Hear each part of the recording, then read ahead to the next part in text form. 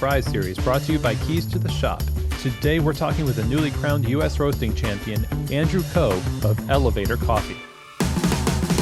Well, hey everybody, this is Chris DeFurio with Keys to the Shop, and welcome to another edition of the Rate of Rise series, where we have elevated conversations on roasting, and we focus on the art, the science, the business of roasting.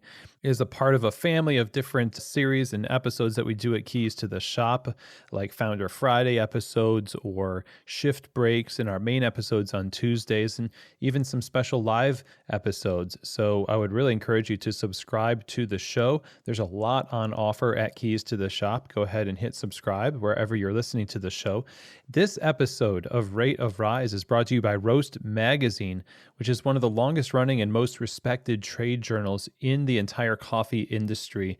They are producing content both in print, digital, and in books that will help you become an amazing roaster, teaching you the art, the science, the craft, and any other around roasting that is sourced from scientists, subject matter experts, professionals from all over the globe. Roast Magazine truly is a resource like no other, and you really should be subscribed. Go to roastmagazine.com to do just that. You can also listen to audio articles on their website of past articles from Roast Magazine. If you want to become a really great roaster, part of that journey is learning from others, and one of the greatest sources of information comes from Roast Magazine. Check them out and subscribe today over at roastmagazine.com. Okay, everybody. Well, today I am so thrilled, and so quickly after the competition, we have on the show Andrew Coe, who is the new 2023 U.S. roasting champion. So Andrew Coe is the owner and roaster at Elevator Coffee in Portland, Oregon, which was founded in 2016. He launched his professional roasting career by winning the Cascadia Cup roasting competition. It was at Buckman Coffee Factory, which is a co-roasting facility across the street from his cafe. He used a Behmor 1600 to win that competition. He currently operates out of another co-roasting facility in Portland called Roast, on a fully customized 1938 12-kilo Probat, so quite different than what he was roasting on before. Andrew also private label roasts for Two Stroke Coffee. He has a master's degree in mathematics from Oregon State University and worked as a transportation planner prior to coffee. Andrew also has a past in bicycle racing. And so Andrew has this engineer's mind. He has a drive for competition. And in coffee, of course, when you're roasting in a roasting competition, these things go really great together. Today, we're going to have a conversation with Andrew all about his own evolution as a roaster, coming from engineering and turning to become a coffee roaster. Some of the most important turning points for him in his professional career, how he approaches optimizing green coffee, roasted coffee, approaching profiles, what went into this competition, and the decisions he makes. And he gives some really great advice throughout this conversation for roasters to really pay attention to around data collection, accessing information, making sense of the data that you collect, and also bearing in mind the feedback of your customers as a very integral part of using that data responsibly. There's a lot here. I'm super happy to have had this conversation. So without further ado, let's get right to it. Here now is my interview with the 2023 U.S. roasting champion, Andrew Coe. Okay, Andrew, welcome to Keys to the Shop. Great to have you on the show. How's it going? Pretty good, Chris. Thanks so much. Yeah, it's going pretty good. You just won. Roasters. Good. Congratulations. Thank you so much. It's still sinking in. I'm still trying to process everything. It's literally what? It was 2 or 3 days ago, right? Yeah, so awards were on Sunday, so about 4 days ago. Yeah. Man. So, okay, let's get into this. I mean, you've done competitions before. You're a pretty seasoned competitor in the roasting space, as I understand it. But I want to kind of get a little bit of how you got to this point where roasting is this great passion of yours. Obviously, it starts with coffee, but you came at this from another career. Is that correct? Yeah, that's right. I have a master's degree in math. I took a job in coffee back in 2006 with Tully's up in Seattle. I had finished grad school. I was trying to figure out what I was going to do next. And I needed health insurance because I was racing bicycles and crashes happen sometimes in bike racing. So Tully's provided health insurance. So I took a job and I fell in love with the coffee industry. And everyone at Tully's spoke highly of the roasting team there. And it was a little bit of a black box what the roasters did, but I loved working in the industry. I eventually took a job at an engineering firm as a transportation planner, did that for about 8 years. So I wasn't in coffee, but I started roasting at home and learning about coffee online, brewing coffee that I had roasted. And then my wife's job took us to Portland in 2013, and I wanted to get into the industry because Portland is where everything was happening at that time. Yeah, that's right. And I met some folks with Elevator, and they trusted me to be their coffee guy, even though I didn't have any specialty coffee experience. That's where it got started. Wow. And all these years later, you're actually one of the owners now. That's right. Yeah. Yeah. What started me as I had mentioned to them that I'd roasted at home and was interested in roasting, and they were like, okay, well, we'll see. But right across the street from our cafe is a co-roasting facility, Buckman Coffee Factory, which is an awesome, awesome place. And they had a coffee roasting competition for a couple of years. And I entered and roasted with my Behmor 1600 and won the competition the first year that they had it. And that's how Elevator got started as a roasting company. Wow, that's awesome. So the home roasting, like there's the community of home roasting and then there's commercial roasting, and translating what you did with home roasting to a commercial environment. I'm curious about how that transition happened. Obviously, this worked out well for your Behmor 1600 in this competition, but then with Elevator, you started to roast with larger equipment, I imagine. So talk to us a little bit about how that journey went. Yeah, for us, like I mentioned, we had a co-roasting facility across the street. So Buckman was, they had a 1.5 kilo proaster, they had a 10 kilo proaster, and we started renting time on the 1.5 and just started with lots and lots and lots of little batches of coffee and integrated that coffee into our cafe, first on drip and then on espresso, and then it kind of took over everything we were doing at the cafe. But it was a lot of folks who are way more knowledgeable than me that were giving me feedback, tasting the coffee with me, helping me out, help me figure out what I was doing, because obviously I really didn't know at that point. And yeah, it was a lot of fun. What kind of things did you do initially when you're using a Behmor and just getting familiar with the roasting process that really helped you make progress? Because, you know, whether you're roasting in a larger facility or a home roaster, it feels like you just can't escape the isolation. So you have to have somewhat of a process that's really helpful. What were some of those early helpful practices that you employed that helped grow you as a roaster?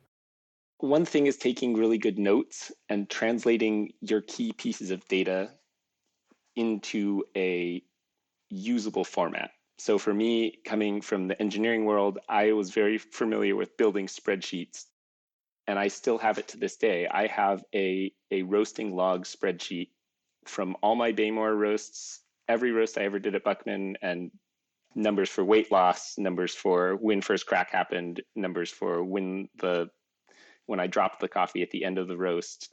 And I can sort them by origin. I can sort them by any piece of data in there, batch size.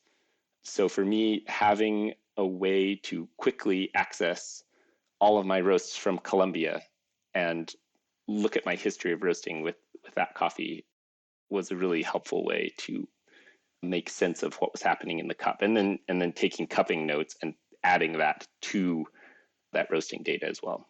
Well, let me ask this, because this could be a big question, I guess, but how do you make sense of that data? Because it feels like you would need a decoder ring to look at all of the points that you collect. You're collecting all this, but then when does it start to make sense? When you start like, oh, aha, I have a critical mass of data. Now this is a trend, or this is a cycle, or how soon did you start to see something of meaning from this data you're collecting? That's a great question. Part of it is, I mean, the larger your sample size, the more meaningful your data set becomes, right? So that's part of it, is just getting repetitions in. I think one of the things that was helpful for us in the beginning was I was given free rein to play around on a 1.5 kilo roaster. So I wasn't producing that much coffee. It was fairly low risk to try and change one element of the roast as much as possible without interrupting other elements of the roast. Obviously, roasting is complex and it's hard to change just one variable without affecting other things. But as best as we could, start to make iterations on using the same inputs, seeing what the outputs look like, finding the best one or best two, and seeing if we can take those and make them even better. That makes sense. Do you develop rules that you kind of follow that you now know because of your history of, selecting and refining that you approach a coffee? And this is what you, I guess, had to do in Roasters Comp too, right? Is there's a lot of unknowns, but it's your job to sort of play detective and get down to the bottom of what's going to be best for this particular coffee. What do you accredit your success in the roasting competitions to? And is that part of it? Yeah, I think so. I think so. For example, this coffee from the roasting competition was from Democratic Republic of Congo. It was a washed coffee. It came from this really wide band of elevation, 1,400 meters all the way up to 2,000 meters. The bean sizes were kind of an array of bean sizes, but knowing it was a Bourbon varietal, and so knowing the varietal, knowing the elevation, knowing the country of origin, we find that out on Wednesday of the competition. But just knowing that set of what this coffee, where it comes from, what's it about, I've got a database in my head of Democratic Republic of Congo roasts that I've done for a couple other people, and how I approached those in the past. And I can immediately use that as my starting point. Obviously, this is going to be a different coffee, but it's a starting point to think about what I might want to do with this coffee in a very limited amount of time. I imagine that's similar to what you would do in a sample roaster as well as a commercial roaster. Yeah, absolutely.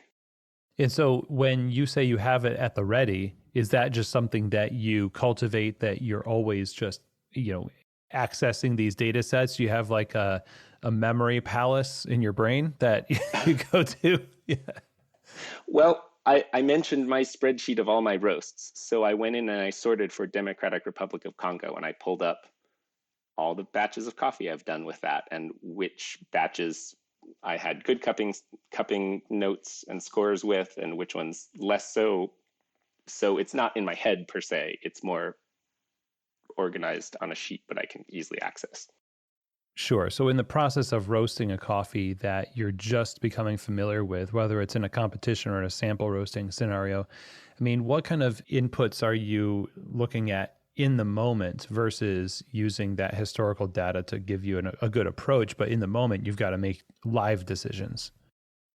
That's more feedback as far as how quickly or slowly the coffee absorbs heat, and how the environment of the space and the green coffee temperature itself and the moisture content and the density are interacting in real time. And for example, with this coffee on my sample roasts, I had practiced with a stronghold before, and so I kind of had an idea of how to do a sample roast, but it was immediately apparent that this coffee was, and in the environment we were in and the temperatures, it needed more heat than I was giving it in the sample roasting process. How did you know that? Times of We look at turnaround point when the roast log goes from being negative to turning positive, looking when the drying ending time was happening. I'm usually looking at the first like half of the roast and seeing, am I hitting my targets here as far as how quickly do I want this curve to be turning around? How quickly am I hitting my end of drying phase and getting into Maillard phase? And if those aren't happening on time, a lot of times either I'm increasing my preheat temperature or I'm increasing the initial power, I guess in this case, the electric roaster. Okay, so then when you're roasting in your commercial environment and you're making decisions about the final outcome, what would you say are the characteristics of the coffees that you're really trying to achieve to balance both what the coffee has to offer to bring it to its full potential, but also have it be your style of coffee? Because I feel like there's always this combination for roasters. Like some people will roast the same coffee a couple of different ways, or those two roasters will roast it different ways based on their preference. And obviously, the way that you roasted this coffee in competition, or I guess any coffee that you roast, Elevator, is going to have some of that in there. So, describe a little bit about how you approach that balance between bringing out the potential of a coffee, but also keeping it on brand, I suppose. I think, that's up to each brand and up to each roaster to kind of decide how they want to present the coffee to their customers. I think our mindset at Elevator has been that we want to be able to roast coffee in such a way that people can roast it at home, not roast, but brew it at home without too much struggle. And so that means developing it enough that it's easily soluble for the home user. That makes sense. Doesn't mean roasty, it just means developed sufficiently. And I think that roasting philosophy translates well to the competition score sheet because we're judged based on a number of factors: aroma, flavor, acidity, but you get double points for balance, you get double points for sweetness. And I feel like our style is sort of tuned that direction already. Was that style something that was developed through a course of just feedback from customers through the cafe that you used to have and just people who bought the roasted coffee?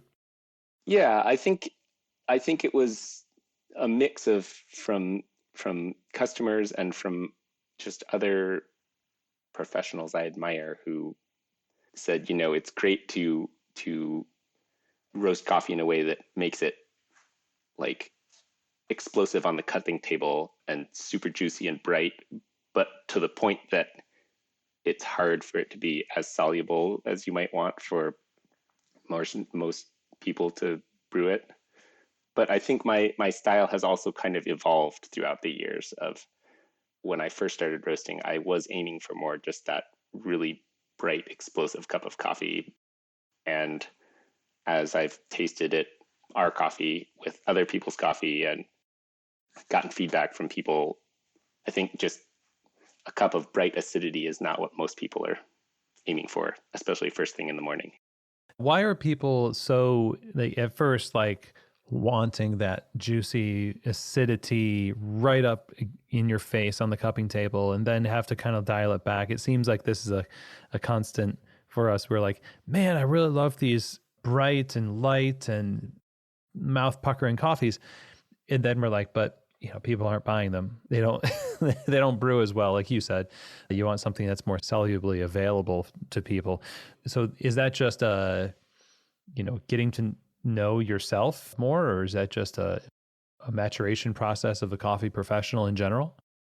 I'm not sure. I think that partly the really bright acidity may correspond with other things that kind of show off unique attributes of the terroir of the coffee, if you will. So often with the bright acidity, you'll get really nice florals too, just because of the roast level. It's fairly light. I think there's definitely an upside to that style because you do get to see kind of that really bright edge of the coffee. But so I don't know if I would say that's a negative necessarily, but I do think for maybe more of the general public, it's a little harder to appreciate. Yeah, it tends to be, I guess, right? Because we're used to a particular kind of coffee, as non-coffee people are used to that kind of coffee. And so there's a ton of roasters that feels like these days that are a little bit more pushing into how does this play out for the consumer and really tuning into the feedback from the consumer in that process. But you mentioned, the shift in your style and, how you've evolved the way that you roast. And I kind of want to talk a little bit more about that. What were the most important turning points and shifts in your own career or understanding, I guess, when it comes to roasting? The things that really you can point to that made you a better roaster? Yeah, definitely cupping with other coffee professionals, sharing coffees with other folks, and tasting how their coffees taste compared to how our coffees taste, even if they're from a similar origin, if not the same place. I think for me, I really just love learning more and more about roasting, and it's such a it's a simple thing, but it's such a complex system, and there are so many variables to play with. So I think, yeah, there's definitely been a few breakthrough moments of like corresponding that, or when I was first starting out, I used to think that light roasted coffee only meant the end temperature was very low. But what I found out is that you still get kind of light and delicate flavors in the cup, even if your end temperature is slightly higher. That was one thing early on and because your sweetness might be higher with a higher end temperature, your perceived acidity actually goes up. Even if acidity itself doesn't go up, your perceived acidity may increase just because your sweetness is higher. So that was definitely a turning point for me. I'm constantly trying to read more experienced, intelligent coffee pros that have insights. I just in a comment on an Instagram post somewhere along a thread, I read about kind of a distinction between increasing airflow versus increasing RPMs in your roaster, and have been playing around with that as a stylistic change of roasting. And I don't know, I feel like every few years I'm evolving incrementally, just little steps along the way of how we do things in the roastery. I don't know if that exactly gets to it, but Yeah, it does. And I guess it reiterates the importance of community because of the fact that you're all working and collecting data, and you already see the benefit of having that data get aggregated into some meaningful content that helps shape the way that you approach your coffee later. If you consider every other roaster a data point that also has data points, boy, I mean, you end up with that shared knowledge being pretty powerful. And, not to overstate it, but I mean, that's pretty life changing stuff when it comes to how people approach coffee because there's a lot on the line. yeah. And I would say that one thing that I really love about the competitions in particular is you have, you know, 20 to 25 roasters who all get the exact same beans. And at least for qualifiers and for prelims, they take those back and roast them on their own machines with their own style. And they bring them to the cupping table for the judges. And the scores are incrementally different. And the coffees are taste slightly nuanced differences. They're beautiful, and they've been roasted 20 or 25 different ways, And so it's not like there's one singular best way to roast this one coffee. And we get to interact with each other and say, how did you do it for this one? And what did you find? And we all get to learn in a very concentrated amount of time about different approaches and styles and people's thought patterns when it comes to roasting this one coffee. I love it.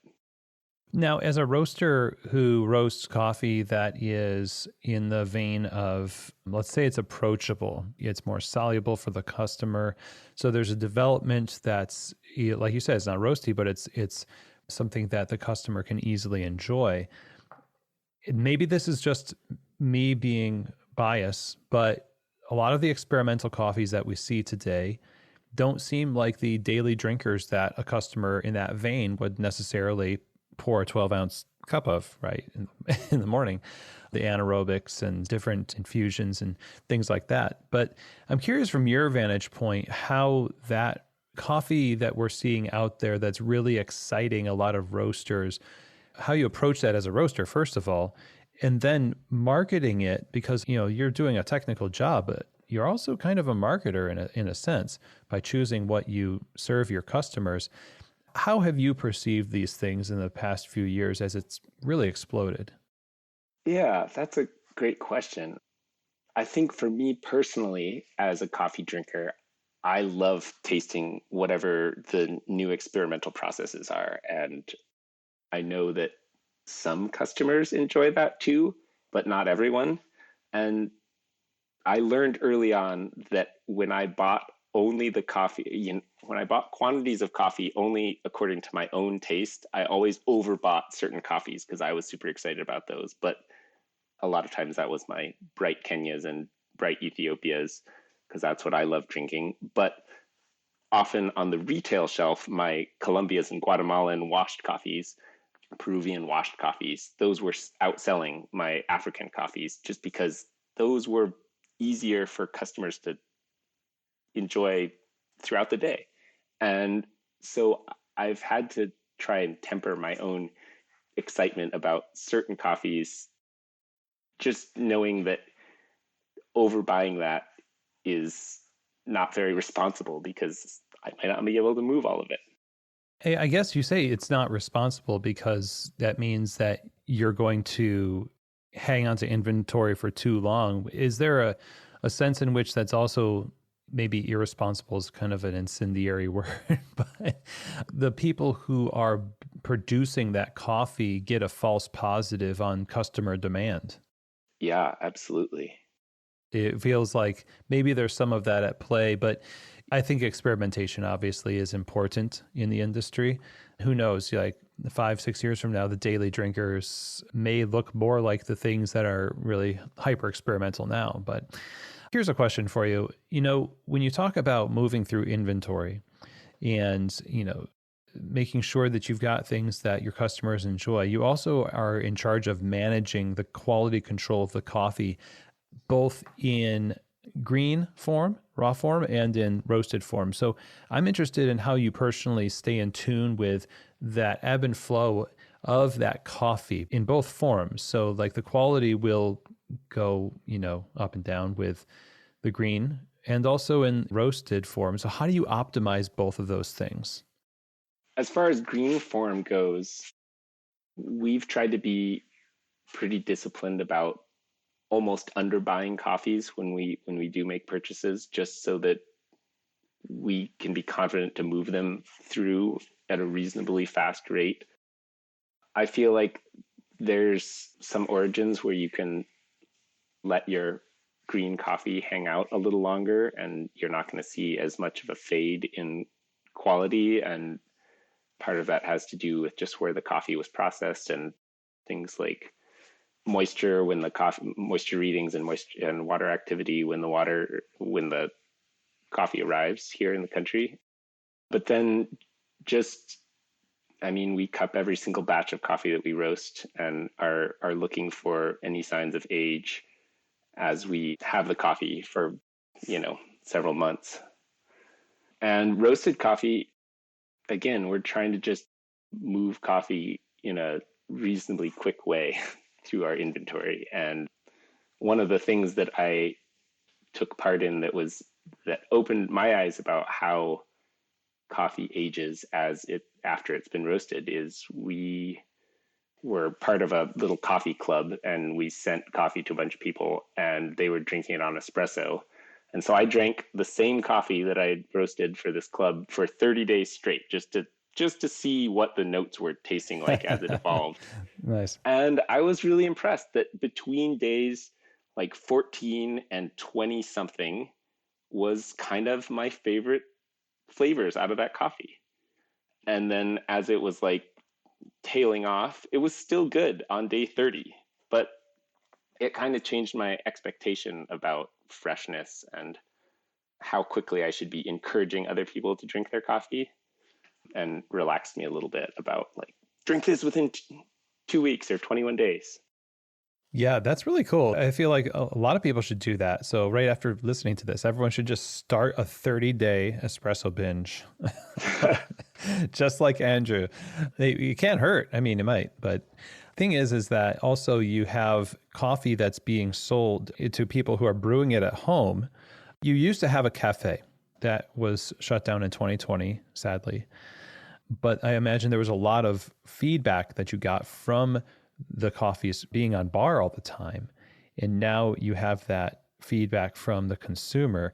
How do you fold that feedback in? Well, how do you first get it and then fold it in and then translate it to tangible, actionable change in the way that you roast?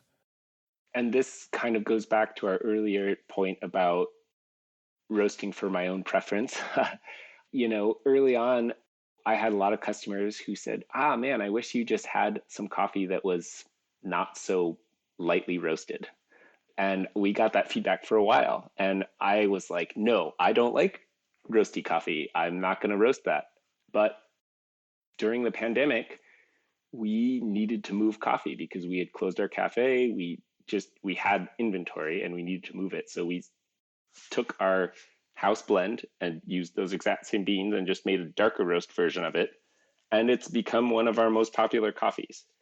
So, I think one of the things I learned through that is don't be afraid of feedback, even if you don't agree with it. And, even negative feedback where people are saying, this coffee is too bright for me. I don't like it. Can you do it darker? If it doesn't hurt you and it's not against your philosophy of your business, sometimes listening to the customer, if it's an easy change, or even if it's not an easy change, but it's actually sound feedback, like being willing to listen to that can be really helpful. Oh, yeah. Agreed. And here's maybe devil's advocate in saying, in terms of not listening to the customer, because, geez, what do they know? They're not roasters and baristas and stuff. And are you telling me that I should change the way I roast coffee because somebody emailed me and said, why does this taste like grapefruit? I mean, not necessarily, no, because we do get those emails as well. But, also being committed to the fact that sometimes your stylistic approach is not going to please everyone, Mm-hmm. and being okay with that.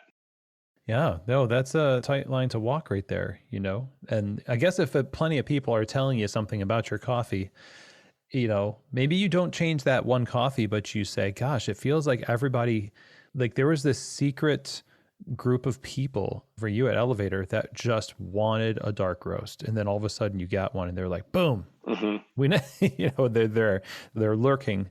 And so if you just created a category for them, maybe that's a good place to go. Yeah.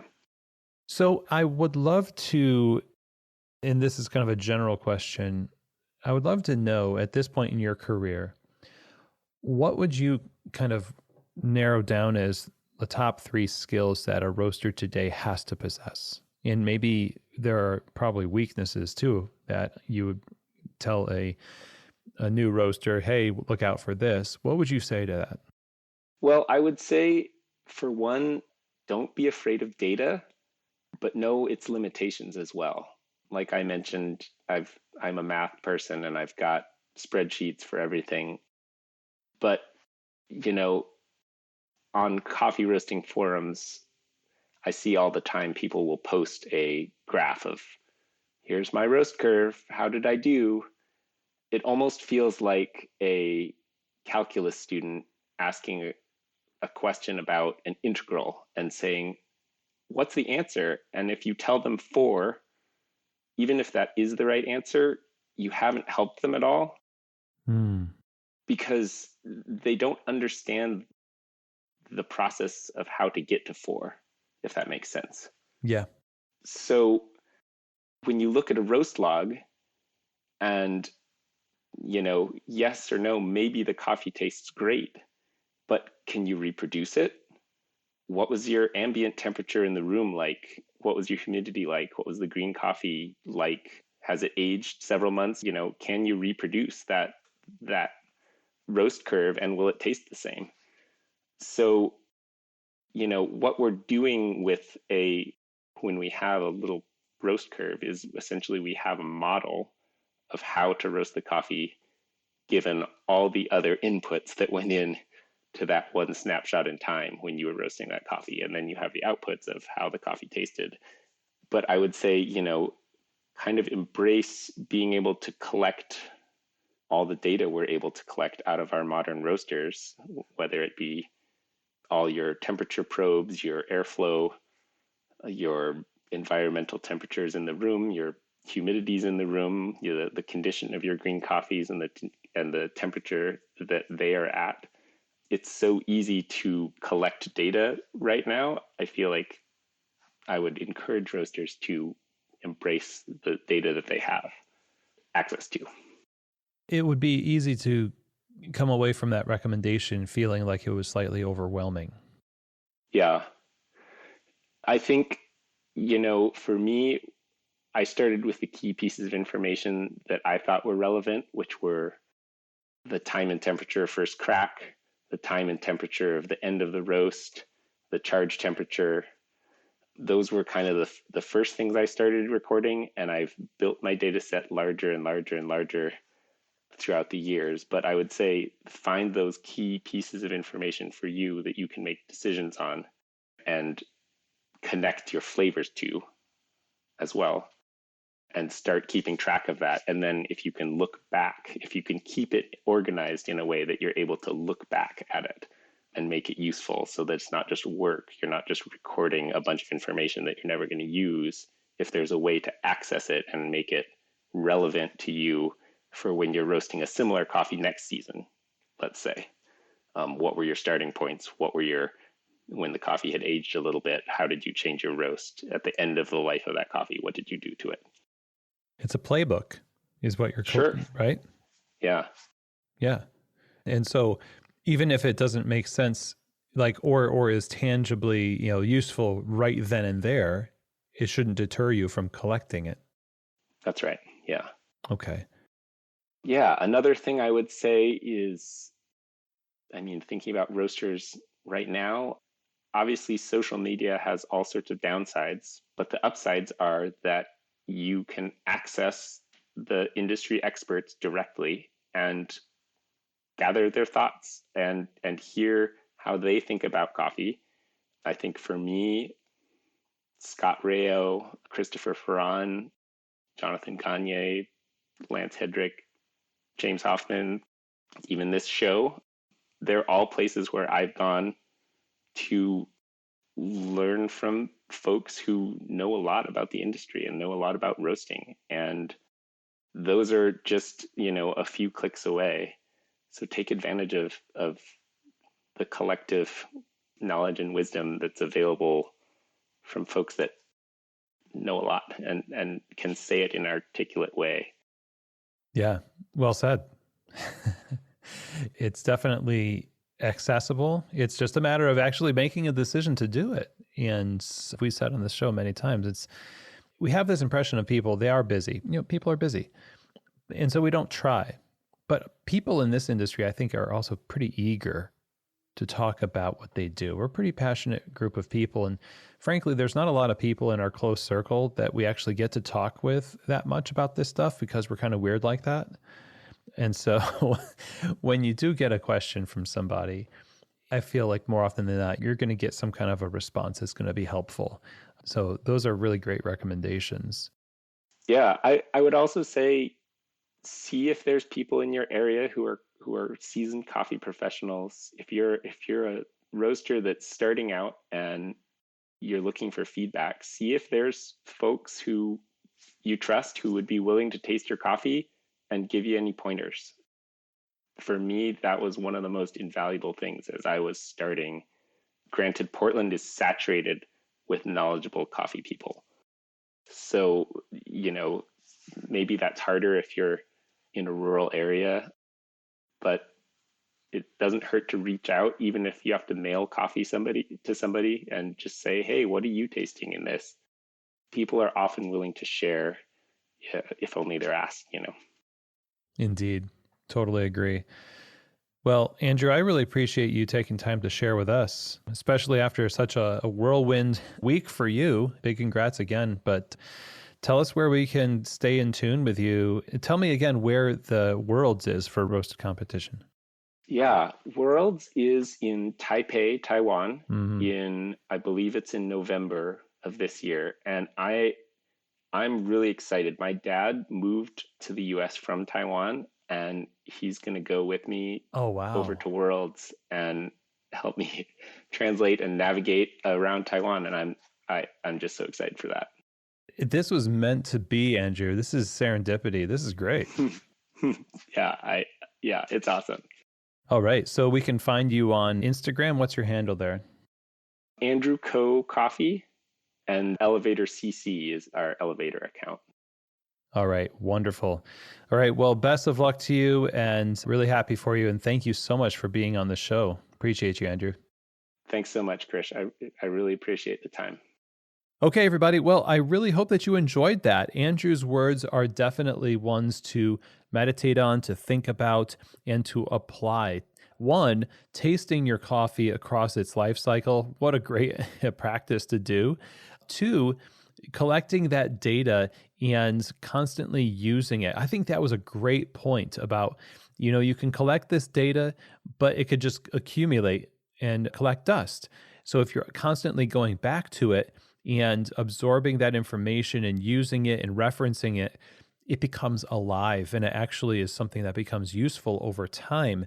And the more you do that, you know what? The more useful you are in the community, because someone's going to come to you one day, just like today, where we have a conversation with Andrew all these years into his career, and they're going to ask you questions. Maybe they'll ask questions similar to the ones I asked Andrew, and you'll have some really informed answers. So it's not just that you're going to be able to have more success with coffee that you come across as you roast, but it's that you're also going to be able to be a more informed, contributing member of the community that drives us all forward. And I'm really grateful we have people like Andrew in that community. So a big thank you to Andrew for joining me on the show, and best of luck to you as you go on to compete in Worlds.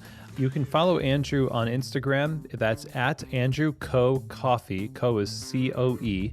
So Andrew Coe Coffee. And you can also check out Elevator Coffee by going to the website elevator.coffee.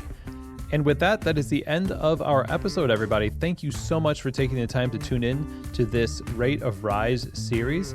I hope that you really enjoyed it. Don't forget to go to the recommended episodes that are listed in the show notes, because they will be episodes related to roasting and the content of this conversation that will help continue the conversation. And so I hope that you subscribe to Keys to the Shop. I hope you have an amazing day. And as always, I hope that today's episode has truly given you keys to the shop.